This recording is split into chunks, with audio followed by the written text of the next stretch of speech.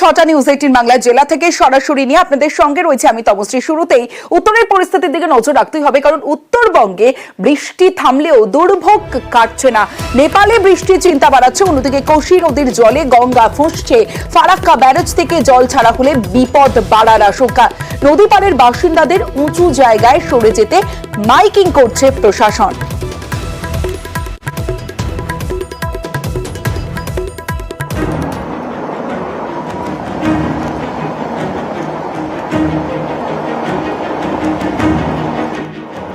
গত কয়েকদিন উত্তরবঙ্গে নাগাড়ে বৃষ্টি, এতে কোথাও ধস, কোথাও রাস্তায় জল। বৃষ্টি থেমেছে, এরই মধ্যে নতুন করে বিপত্তি। নেপালে ভারী বৃষ্টি, এর জেরে কোশা নদীর জল বেড়েছে। এই নদী নেপাল থেকে বিহারে ঢুকে গঙ্গায় মিশেছে। বিহার থেকে মুর্শিদাবাদের ফারাক্কা, সেখান থেকে মালদার কালিয়াচক। নেপালে ভারী বৃষ্টি, কোশি নদীর টইটুম্বুর, ফুঁসছে গঙ্গা। মালদায় গঙ্গা লাগোয়া ফুলাহারেও জল বাড়ছে। চিন্তা বাড়ছে মানিকচক, কালিয়াচক 3 নম্বর ব্লক এবং রতুয়ার নদী পাড়ে। মানিকচকের ভূতনি গত বেশ কিছুদিন ধরে ভাসছে। এর মধ্যে আবারও গঙ্গার জল বাড়লে বিপদের আশঙ্কা। পরিস্থিতি মোকাবিলায় রবিবার বৈঠক করে মালদার জেলা প্রশাসন। তারপর গঙ্গার পাড়ে শুরু হয় মাইকিং। বাসিন্দাদের নিরাপদ আশ্রয়ে সরে যেতে বলা হয়। বিকেলের মধ্যে নাকি ভয়ঙ্কর একটা বন্যা হবে। তো কে বলেছে এরা? এনডিআরএফ টিম বললো আমাদের, আস্তে আস্তে নৌকায় বললো, ওই জন্য চলে যাচ্ছে। সব কিছু নিয়ে যাচ্ছেন বাড়ি থেকে? হ্যাঁ, আতঙ্কের জন্য। হ্যাঁ, 4 ফিট জল নাকি বেড়ে যাবে, ওই জন্য চলে যাচ্ছে। কোশি নদীতে জল বেড়ে যাওয়ার জন্য তো 5,60,000 কিউসেক জল ছাড়া হয়েছে, যার জন্য আমাদের এই গঙ্গা তীরবর্তী যে সমস্ত গ্রাম পঞ্চায়েতগুলো আছে, লোল্যান্ড যেগুলো আছে, সেখানে এফেক্টেড হতে পারে। সেখানে কিছু ফ্যামিলি আছে যারা এফেক্টেড হতে পারে। আমরা ইভ্যাকুয়েশন প্ল্যানিংটা করব, ট্রান্সপোর্ট অ্যারেঞ্জমেন্ট, তাদের কোথায় রাখা হবে, তাদের ফুড কি হবে, তাদের জল, মেডিসিন, এগুলো সমস্ত কিছু একটা প্ল্যান করে নিয়েছি। আতঙ্কে রয়েছে মুর্শিদাবাদও, কারণ গঙ্গায় জলস্তর বাড়ছে। এই পরিস্থিতিতে ফারাক্কা ব্যারেজের ছাড়া জলে ভেসে যেতে পারে মুর্শিদাবাদের বিভিন্ন এলাকা। শামসেরগঞ্জ, সুতি, লালগোলায় ইতিমধ্যেই মাইকিং শুরু করে দিয়েছে পুলিশ। নদীর তীরবর্তী এলাকায় যারা বসবাস করছেন তারা নিরাপদ আশ্রয় গ্রহণ করুন। তারা নিকটবর্তী দূরত্বে আশ্রয় গ্রহণ করুন।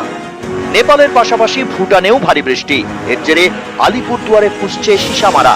গত কয়েকদিনে তলিয়ে গেছে বেশ কয়েকটি বাড়ি। কোচবিহারের দিনহাটা, এখানে ধরলা নদী পাড়ে ভাঙন। গত কয়েকদিনে গীতালদহের দড়ি বসে তলিয়ে গিয়েছে 15টি বাড়ি। ভাঙন আতঙ্কে পুজোর আগে অনেকেই বাড়ি ছাড়া। যেটুক দিকে গেছি সেই রাস্তাও চলে গেল, কিন্তু ধান ট্যাপটাপা আইছে, সেই ধানও চলে গেল। তাহলে আমরা কি করি, বাস করি? আমরা মনে হয় দড়ি বসে আমরা কুকুর শিয়াল বাস করি নাকি? আমার কোনো কেয়ার নেয় না। দড়ি বস এবং দাড়ি ধরলাম, একটা বিশাল বড় সয়েল বাঁধ ছিল। সেই সয়েল বাঁধটা সহ প্রায় 12টা বাড়ি নদীগর্ভে এই 3 দিনে চলে গেল। এখানে ইরিগেশন দপ্তর থেকে অনেকবার লোক আসলো, কিন্তু নদী বাঁধের কোনো কিছু হচ্ছে না। প্রশাসনের দৃষ্টি আকর্ষণ করব যাতে দ্রুত গতিতে নদী বাঁধের কাজ শুরু হয়। এখন এই লোকগুলোর কোনো একটা জায়গায় আমি ব্যবস্থা করতেছি। কালিম্পংয়ের তিস্তায় জলস্তর কমেছে। মল্লিবাজার, চিত্রে ও তিস্তা বাজারের মাঝে চলছে ধস সরানোর কাজ। ধসের জেরে বন্ধ 10 নম্বর জাতীয় সড়ক, ঘুরপথে চলছে যাতায়াত। নিউজ 18 বাংলা।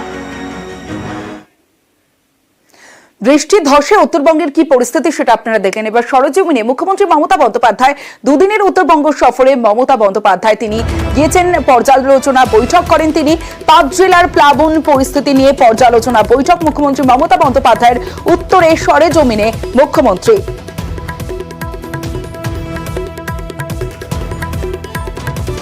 উত্তরবঙ্গে বানভাসী পরিস্থিতি পরিদর্শনে মুখ্যমন্ত্রী। উত্তরকন্যায় বৈঠকের পর আর্থিক সাহায্য মমতা বন্দ্যোপাধ্যায়ের। বিদ্যুৎস্পৃষ্ট নৌকা ডুবিতে মৃতদের পরিবারকে সাহায্য। বিধান মার্কেটে ক্ষতিগ্রস্তদেরও আর্থিক সাহায্যের ঘোষণা মমতা বন্দ্যোপাধ্যায়ের। বিধান মার্কেটে কালকে 6টা দোকান পুড়ে গেছে, আর যেহেতু না পুজোর সময় এভাবে পুড়ে গেছে, তাই গভর্নমেন্টের ডিজাস্টার ডিপার্টমেন্ট থেকে 1 লক্ষ টাকা করে সেই 6টি দোকানকে দেওয়া হবে। 6টা দোকান যারা ব্যাডলি এফেক্ট হয়েছে তাদের 1 লাখ করে দেওয়া হবে, আর যেগুলো অল্প হয়েছে সেটাকে 50,000 টাকা করে দেওয়া হবে। পুজোর সময় আর দোকানগুলো তৈরি করে দেওয়া হবে। যেহেতু পুজোর সময় দেখুন মানুষের তো রুজি রোজগার একটা থাকে, এটা ম্যাটার করে। সারা বছর ধরে তারা জিনিসপত্র গুছিয়ে আনে বিক্রি করার জন্য। কাজে তাদের এটুকু হেল্প আমরা করলাম। বিদ্যুৎস্পৃষ্ট নৌকাডুবিতে মৃতদের পরিবারকে সাহায্য, বিধান মার্কেটে ক্ষতিগ্রস্তদের আর্থিক সাহায্য, অন্যদিকে ফসলের ক্ষতিতে শস্য বীমার আশ্বাস মুখ্যমন্ত্রী মমতা বন্দ্যোপাধ্যায়ের। উন্নতটানে করা দরকার। যাদের ফসল বীমা মানে ফসল নষ্ট হয়েছে বা শস্য নষ্ট হয়েছে, আমাদের শস্য বীমার একটা টাইম করা থাকে প্রতি বছর 31শে সেপ্টেম্বর পর্যন্ত। কিন্তু যেহেতু লাস্ট উইক অফ সেপ্টেম্বর এই বন্যাটা আসছে, তাই ওটা আমরা এক্সটেনশন করে দিয়েছি এবছরের জন্য 31 অক্টোবর পর্যন্ত। বৃষ্টি যেই থেমে যাবে, শস্য বীমার আন্ডারে টাকাটা total government of West Bengal দেয়, চাষিদের 1 পয়সাও দিতে হয় না। তারা চিন্তা করবেন না, শস্য হোক চাষের জমি হোক, তার শস্য বীমা আপনি পাবেন। বানভাসী উত্তর কেন্দ্রকে নিশানা করেছেন মুখ্যমন্ত্রী মমতা বন্দ্যোপাধ্যায়।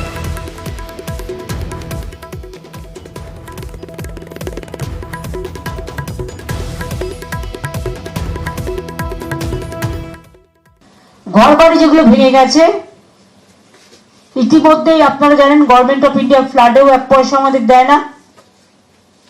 যদিও flood control board, flood action এগুলো গভর্নমেন্ট অফ ইন্ডিয়ার অধীনে, ফরাক্কা ব্যারেজ ড্রেজিং করে না, ফলে ফরাক্কায় আরো জল জমা রাখতে পারত, যার জন্য বিহারও ডোবে, বাংলাও ডোবে। দুটো রাজ্যেরই প্রবলেম হয়।